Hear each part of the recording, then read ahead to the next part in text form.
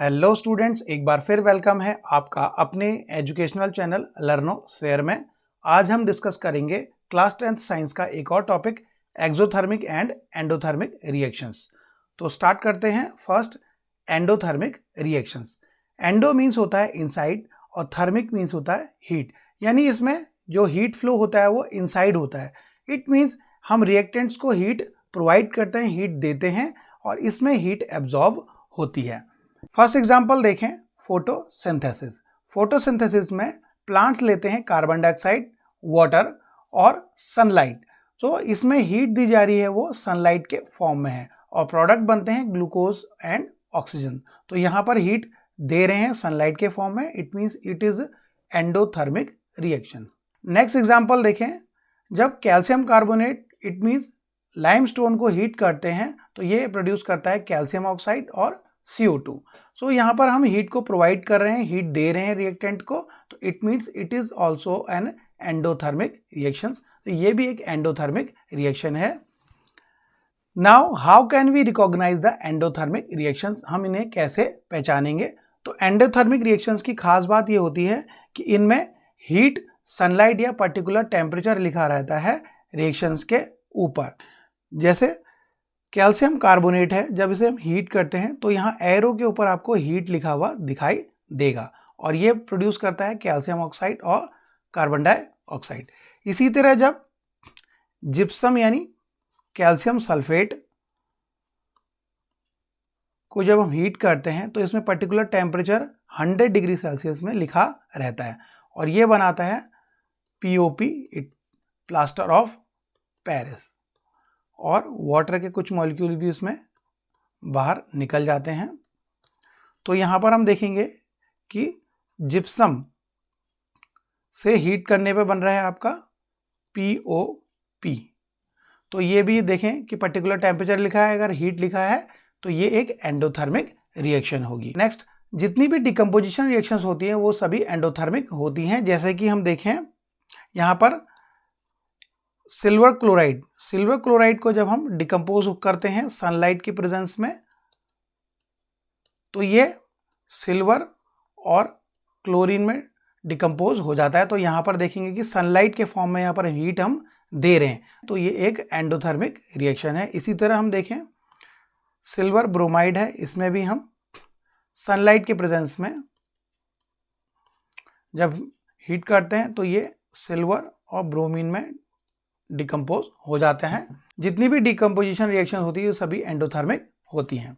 Now endothermic reactions in daily life. First है melting of ice. सो जब ice melt होती है तो अपने आसपास की सराउंडिंग से वो हीट ले लेती है और इस तरह वो एब्जॉर्ब करती है हीट और कूलिंग इफेक्ट प्रोड्यूस करती है। तो ये एक एंडोथर्मिक रिएक्शन है। नेक्स्ट है instant cold pack on injuries. जो इंजरीज होने पे हम जो बर्फ लगाते हैं, कोल्ड पैक लगाते हैं, तो जो हमारा इंजर एरिया है जिसमें हीट होती है उस हीट को ये एब्जॉर्ब करता है और मेल्ट हो जाता है। तो इस तरह ये भी एक एंडोथर्मिक रिएक्शन है बिकॉज इसमें हीट एब्जॉर्ब हो रही है हमारी इंजरीज से। नेक्स्ट है इलेक्ट्रोलाइसिस ऑफ वाटर। जब हम वाटर की इलेक्ट्रोलाइसिस करते हैं तो हम इलेक्ट्रिसिटी के फॉर्म में यहाँ पर हीट देते हैं, तो ये भी हीट यहाँ पर हम प्रोवाइड कर रहे हैं। तो ये भी एक एंडोथर्मिक रिएक्शन है जिसमें ये वाटर ब्रेक हो जाता है हाइड्रोजन एंड ऑक्सीजन में। नेक्स्ट है baking soda plus vinegar reaction. तो जब हम बेकिंग सोडा और विनेगर को मिलाते हैं तो ये एक कूलिंग इफेक्ट प्रोड्यूस करता है बिकॉज ये सराउंडिंग से हीट एब्जॉर्ब कर लेता है। तो इस तरह ये कूलिंग इफेक्ट प्रोड्यूस कर रहा है। तो ये भी एक एंडोथर्मिक रिएक्शन है। Some other daily life reactions तो देखेंगे। फर्स्ट है स्वेटिंग या इवोपरेशन। तो जब हमें पसीना आता है यानी स्वेट, तो ये हमारी बॉडी से हीट लेके इवोपरेट होता है क्योंकि इवोपरेशन के लिए एनर्जी की रिक्वायरमेंट होती है। तो ये हमारी बॉडी से हीट ले लेता है, इस तरह हमें कूलिंग होती है। तो ये एक एंडोथर्मिक रिएक्शन है। नेक्स्ट है इंडस्ट्रियल प्रोसेस में, जैसे मेल्टिंग ऑफ स्टील, ग्लास, इनमें एनर्जी प्रोवाइड करनी पड़ती है, इनको मेल्ट करने के लिए हीट चाहिए। तो ये भी एक एंडोथर्मिक रिएक्शंस हैं। नेक्स्ट है कुकिंग एंड बेकिंग। तो कुकिंग और बेकिंग में भी हम बर्नर से या अवन से हम हीट इनको देते हैं, तो इनमें भी हीट एब्जॉर्ब हो रही है। तो these are also endothermic reactions. Next है डिजॉल्विंग सॉल्ट इन वाटर।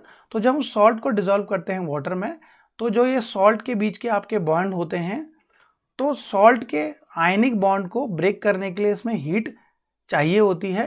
तो इस तरह से ये हीट लेता है और कूलिंग इफेक्ट प्रोड्यूस करता है। तो ये भी एक एंडोथर्मिक रिएक्शंस है। एंडोथर्मिक रिएक्शंस में टेम्परेचर ड्रॉप होता है, यानी हमें ठंडक महसूस होती है।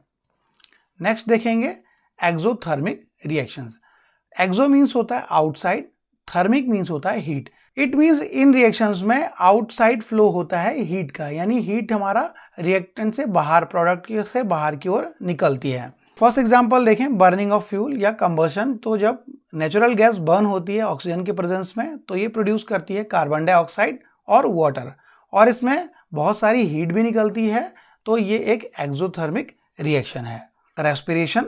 रेस्पिरेशन में जो हमारे बॉडी में ग्लूकोज ब्रेकडाउन होता है इन प्रेजेंस ऑफ ऑक्सीजन, तो ये प्रोड्यूस करता है कार्बन डाइऑक्साइड, वाटर, और इसमें हमारे बॉडी को एनर्जी मिलती है, एनर्जी प्रोड्यूस होती है रेस्पिरेशन में। तो इट मीन्स ये भी एक एक्सोथर्मिक रिएक्शन है। Some other examples, formation of slaked lime. तो जैसे क्विक लाइम यानी कैल्शियम ऑक्साइड में हम वाटर मिलाते हैं तो ये बनाता है स्लैग्ड लाइम। और इस पिक्चर में जैसे देखें तो यहाँ पर जो कंटेनर है या बीकर है वो हीट हो जाता है, क्योंकि यहाँ पर बहुत सारी हीट रिलीज होती है बाहर की तरफ। तो ये भी एक एक्सोथर्मिक रिएक्शन है। नेक्स्ट देखें, बर्निंग ऑफ कोल या बर्निंग ऑफ वुड है। इसमें जब कार्बन ऑक्सीजन के साथ रिएक्ट करता है, यानी कोल में कार्बन कंटेंट होता है, लकड़ी में भी, तो ये ऑक्सीजन के साथ रिएक्ट करता है तो बनाता है कार्बन डाइऑक्साइड, और इस रिएक्शन में बहुत सारी हीट प्रोड्यूस होती है। तो ये भी एक एक्सोथर्मिक रिएक्शंस है। तो एक्सोथर्मिक रिएक्शंस को हम कैसे पहचान सकते हैं? तो एक्सोथर्मिक रिएक्शंस में हम देखेंगे कि प्रोडक्ट के साथ हीट या एनर्जी लिखा रहता है। लाइक इस एग्जांपल को देखें, तो जब कैल्शियम ऑक्साइड में हम वाटर मिलाते हैं यानी क्विक लाइम में, तो ये बनाता है कैल्शियम हाइड्रो ऑक्साइड, प्लस इसमें यहाँ पर हीट लिखा रहता है। तो इस तरह ये भी एक एक्सोथर्मिक रिएक्शन है। इसी तरह हम देखें, जब हम बर्निंग ऑफ वुड या कोल को बर्न करते हैं तो कार्बन डाइऑक्साइड प्रोड्यूस होती है, यहाँ पर भी हीट लिखा रहता है प्रोडक्ट के साथ। तो इस तरह हम एक्सोथर्मिक रिएक्शंस को पहचान सकते हैं जिनमें प्रोडक्ट के साथ हीट या एनर्जी यहाँ पर लिखा रहता है। Now some examples of exothermic reaction in daily life. First है रस्टिंग ऑफ आयरन, यानी लोहे पर जंग लगना। It is a slow combustion. एक ये स्लो प्रोसेस होती है कंबशन की, और इसमें धीरे धीरे हीट रिलीज होती है सराउंडिंग्स में, क्योंकि जब आयरन जो होता है वो ऑक्सीजन और वाटर के साथ रिएक्ट करता है तो ऑक्साइड बनाता है। तो ये एक तरह का स्लो कंबशन होता है, तो इसमें हीट रिलीज होती है। नेक्स्ट देखेंगे बर्निंग ऑफ फायर क्रैकर्स। तो जब हम दिवाली में पटाखे जलाते हैं तो ये बहुत सारी एनर्जी और हीट सराउंडिंग में रिलीज करते हैं। तो ये भी एक एक्सोथर्मिक रिएक्शन है। नेक्स्ट देखें न्यूक्लियर फ्यूजन।